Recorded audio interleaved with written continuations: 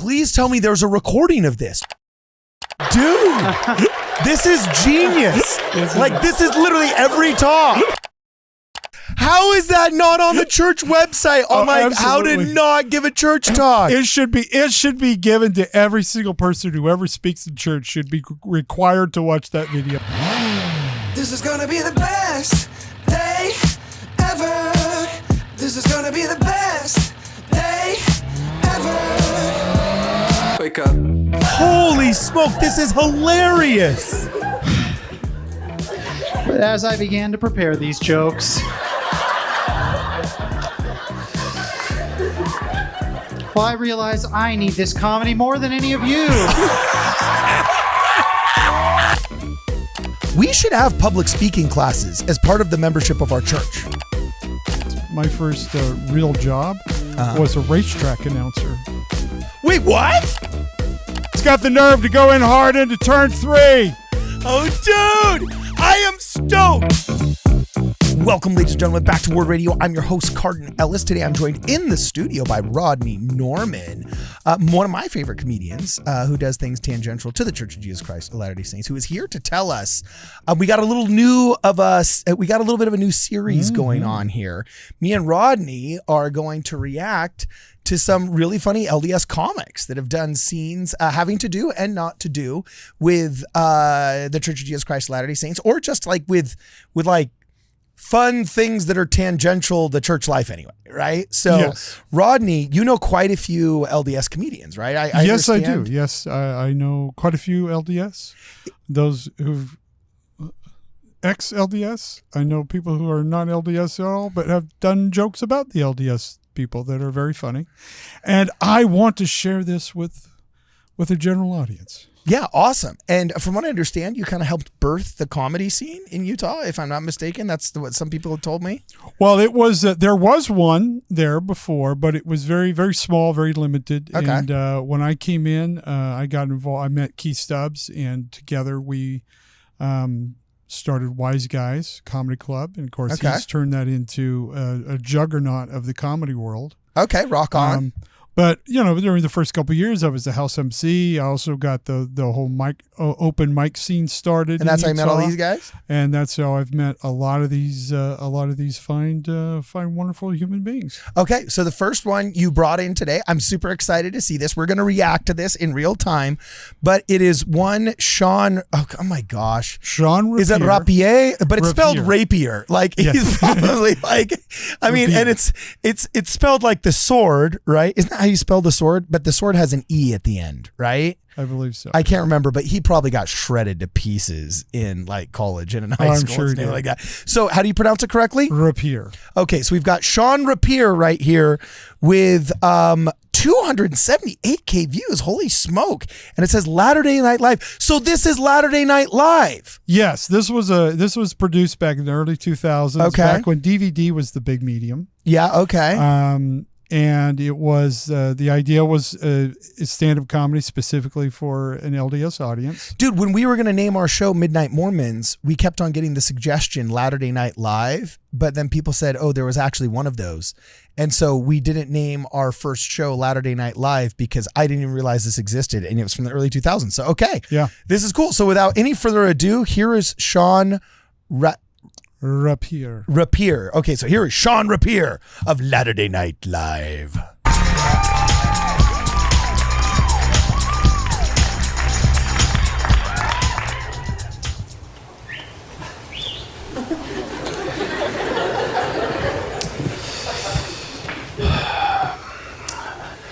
Good evening, brothers and sisters. For those of you who don't know me,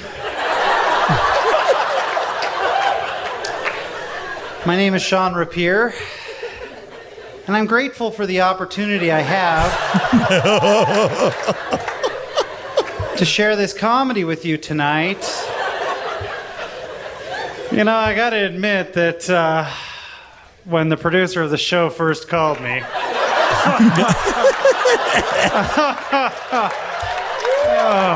Oh no, it is so true. It is so true. If I do this show, boy, was I nervous. Oh my I've been nervous all week. I tried thinking of ways I could get out of it, you know. Maybe I should go out of town for the weekend.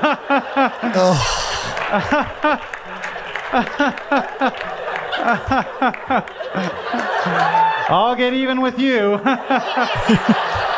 Dude, this is genius. Like, this is literally every talk.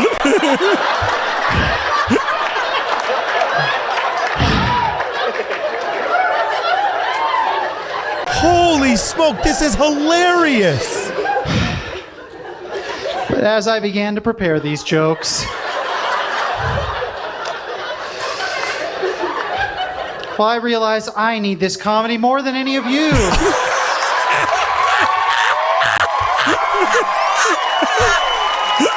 Oh my gosh! Oh my gosh! Now, during the course of this comedy, I'm going to try not to get emotional, but if I start laughing, bear with me. Okay, here we go. If you look up the word comedy in the dictionary... I told you it was great. Dude, how is that not on the church website? Oh my, how to not give a church talk. It should be given to every single person who ever speaks in church should be required to watch that video before they write their speech. Okay, bro, first off, that was absolutely hilarious. I'm just going back to this cat right here. That was so funny. Okay, so I'll be honest. At first, I didn't know what this whole like side to side look thing was that he did when he sat down. And I was like, what is going on here? I thought it was gonna be super cringe. I'll be honest. And then the second he just started saying brothers and sisters, I thought it was just gonna be an opening bit, like a one-liner before he goes into the real thing. But this dude straight up leaned into the meme, yes, and did 2 minutes straight of, I think, every single cliche I have ever heard in my life. Yep. Dude, is there one he missed? I would have added, I hope I don't throw up on somebody in the front row. I haven't heard that one. That's one. Or got in the thing without a shadow of a doubt. He might have added or every fiber of my being. Every fiber of my being. But otherwise, no, he nailed it. He nailed every single cliche thing everybody else ever does when they give a talk. It's almost as if everybody thinks that there's that you're supposed to do this. Or a challenge. I'd like to challenge you. The Tony Robbins challenge at the end of the... Oh, dude. Okay, so all good comedy. Okay, John Cleese said this so well. I've mentioned this before on my show. I don't know if I've talked to you about this, but John Cleese had this wonderful, wonderful philosophical, like 5-minute video on the essence of comedy, basically, in which he brought up a really interesting point. And he said, at the end of the day, inherently, all comedy is criticism.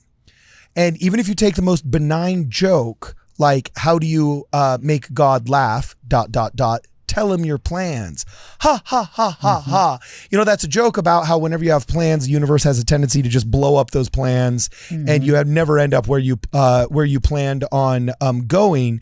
And at the end of the day, though, John Cleese pointed out, who's like one of the great legends of comedy here. Like, you know, we're talking Life of Brian, Monty Python, the whole 9 yards. He said, at the end of the day, though, that is a criticism of God himself. And it doesn't offend anybody because God's not in the room. We would argue he is, you know what I'm saying? But he's not, you know, proverbially, we should say, he's not in the room, right? But at the end of the day, it is a criticism of God's tendency to throw a monkey wrench into your life.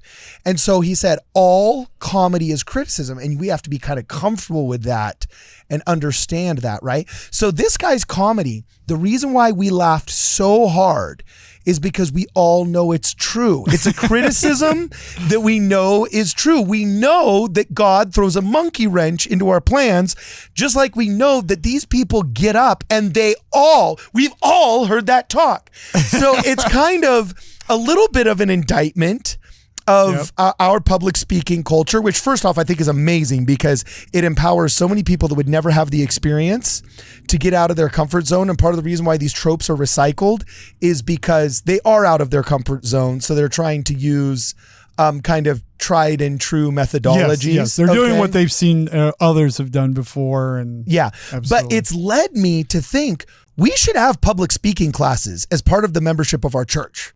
Well, it's funny because I remember when I was, in young men's, I had a teacher who actually did give us a little class on how to give a talk.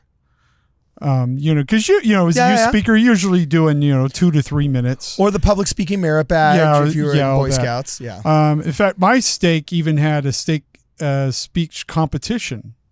Oh yeah, look at that! When I was no wonder you ended up being a stand-up comedian, dog. You're overachieving, And then, but I also did debate and public speaking in high school anyway. So my first, I don't know if I told you this, but my first real job was a racetrack announcer.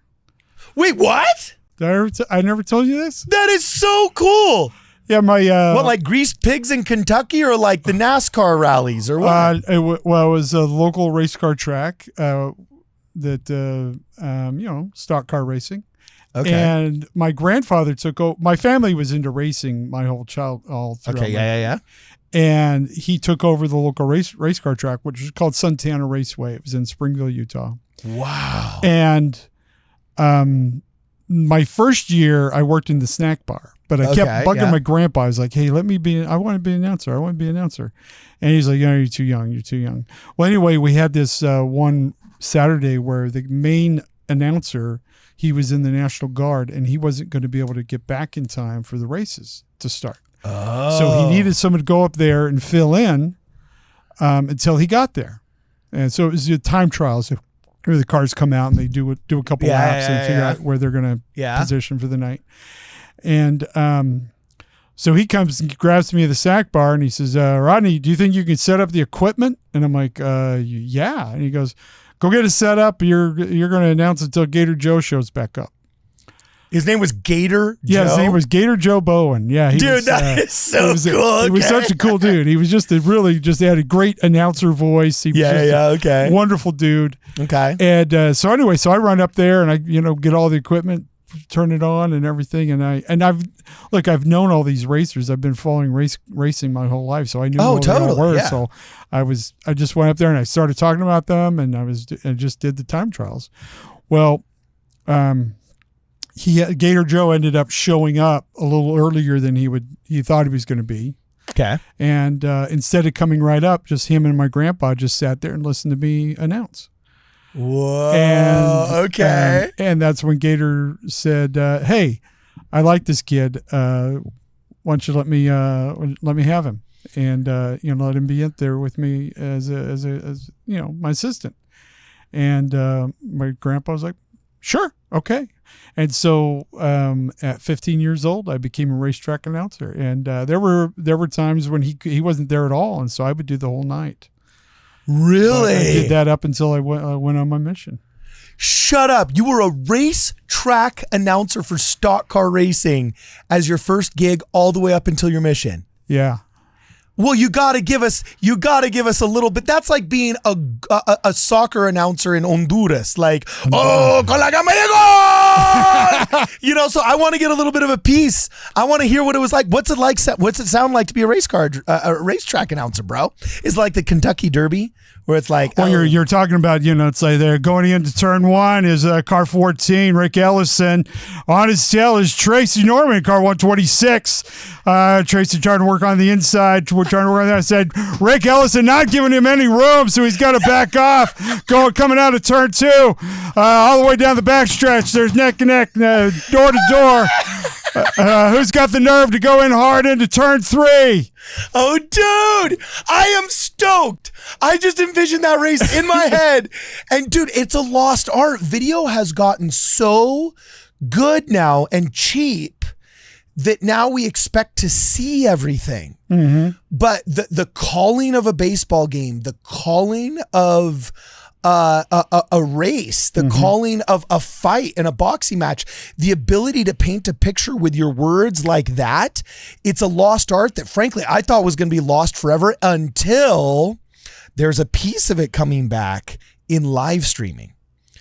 I think people, and this is the fun part is that people are kind of bringing their personality into it and doing play-by-play of live events. And there are some people who will listen to them instead of the regular casters, because the regular newscasters don't really talk about what's going on. They don't really explain what's going on. But now these new guys are finding their niche, as you will. Because there was I remember growing up, BYU football was not on TV. Okay. And so the only way I could get to be a part of the game was to listen to them.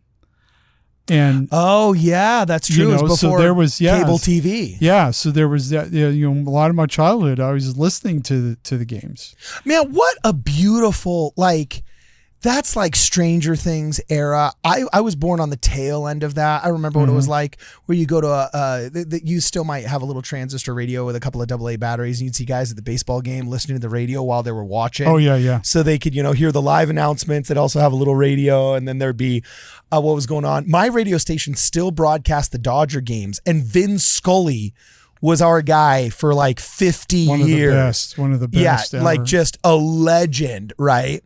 But I thought it was going to be a lost art. The radio play is kind of a lost art, but was found again in the podcast movie.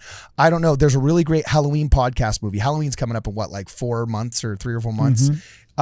It's coming up, and there's if you actually look up a podcast movie, I can't remember the name of it, but it was made by not Prox 13 Productions.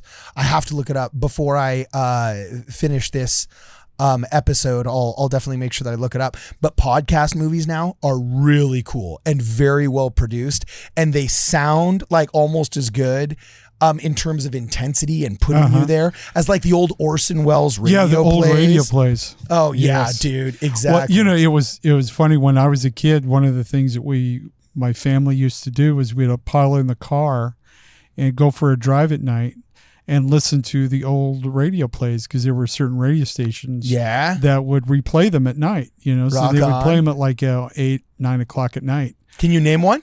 The Shadow knows. Yeah, dude, The Shadow was pretty sick. So was the original Dick Tracy. But a great one? Several of the best Twilight Zone episodes people don't realize. Yeah. But who's the guy that wrote the Twilight Zone? Come on. Rod Serling. Rod Serling.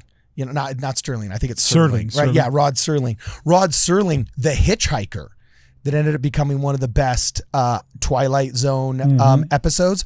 I think it was written by Orson Welles originally, or maybe he directed that one of the Twilight Zone. I don't remember, but if you look it up, The Hitchhiker is way awesome, and it started out as a radio program similar to War of the Worlds and all of those. So Dog, your race car calling was so cool. Please tell me there's a recording of this. Do you actually have a radio? I have some videotapes of me announcing. Yeah. Some videotape? What year was this? This was in the mid 80s, 80. So VHS was just brand new, because VHS wasn't invented as a home video format until 1984. So it had to have been brand new video format. Oh yeah, it was top of the line at the time. I mean, now you look back and go, what is going on here? But it was. Dude, I utterly demand to see a copy of Rodney Norman as a kid, straight up calling on VHS tapes the Springville Racetrack stock car racing of 1984. That must have been so freaking cool, my man. I was a DJ at Magic Mountain. That's not even half as cool. But you know what I'm saying? That is cool, man. Oh, it was the best. So anyway, guys, let us know what you guys think in the comments below. Am I alone? Am I the only one that wants to be able to see this? I hope not. You know what I'm saying? Because if we can get a hold of it, we will broadcast it on this channel. And I don't know, it can be one of those nostalgia things that we just watch. There'll be enough people that want to watch the Racetrack again. There is some racer that's an Uncle Rico in Spanish Fork right now. That's like, that was my moment. I missed that one turn in 83 and I could have hit it and I could have gone big. You know what I'm saying? He's here with this right now. Oh, that's funny. So, okay. Well, yeah, let us know what you guys think in the comments below. Follow Rodney where? Instagram, TikTok? Throw out your Instagram, bro. What is it? Rodney D. Norman. Rodney D. Norman. Follow him on Instagram. He is absolutely hilarious. And as always, guys, for this and more, please make sure that you check us out at wardradio.com. This is gonna be the best day ever. This is gonna be the best day ever. Wake up, top of the morning. The bacon is crispy, the coffee is pouring. My meditation is peeling an orange. The bank says I'm already scoring.